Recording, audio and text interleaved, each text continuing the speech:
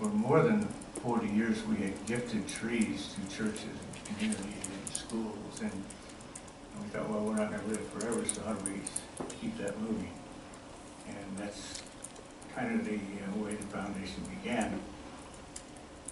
And I enlisted the help of a person that you all know by the name of Brian Tassie. And because at that point we were doing a lot of work with the federal penitentiary, and still do to this day. We have about 9,000 specimens at the federal penitentiary. And I shared with Brian, I said, I need you to give me a hand, working on this project. And I think I scared him. He didn't want to do anything at the prison, particularly on the inside, where there's a few bad guys in there. But as we moved along, we wrote some grants, and I got the Rotary to get behind us, and they provided us with quite a bit of money over the years.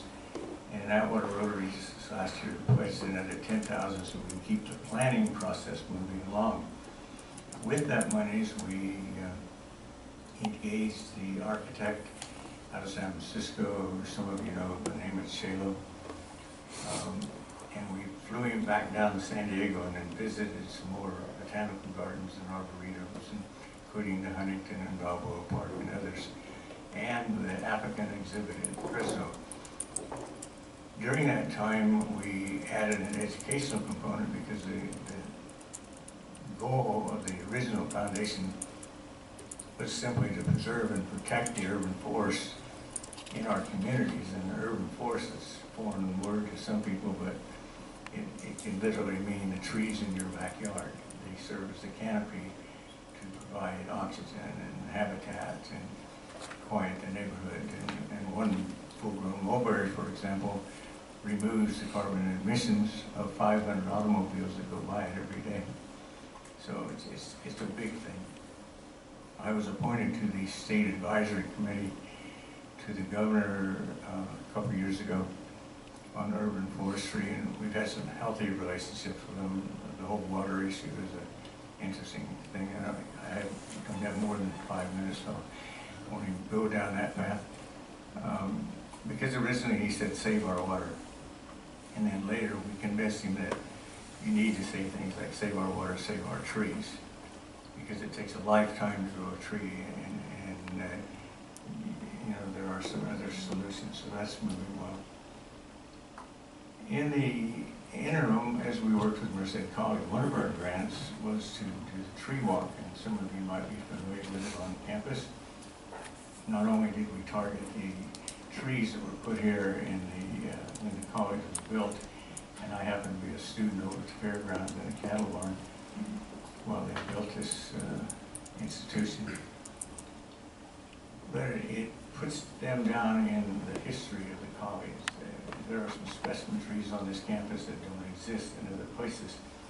You have carob trees, and you have a ginkgo specimen over by the science building. And then through the foundation, Barbara and I connected with the Calaveras Nursery, who literally would go around the world in Mediterranean climates and collect seed acorns and grow them so they would fit in this habitat. You have on this campus more species of oaks than Fresno State has on their campus.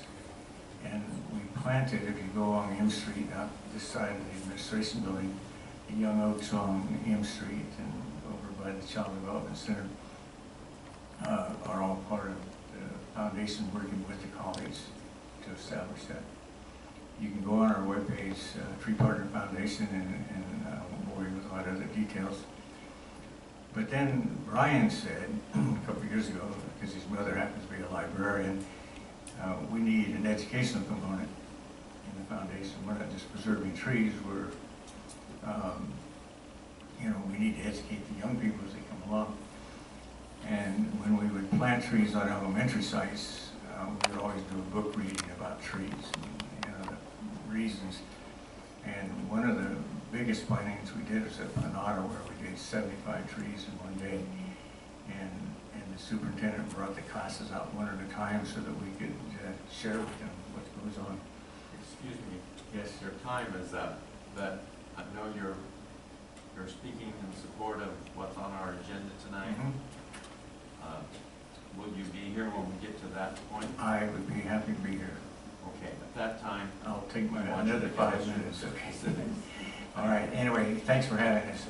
Would you also state your name so it'll be Yes, on the recording? my name is Dr. Jim Williams, and I am the president and co-founder of the Tree Partner Foundation, and was in private practice for 35 years in the area. Okay, well, we appreciate all you've done, and we appreciate you serving on the search and selection committee. Thank you.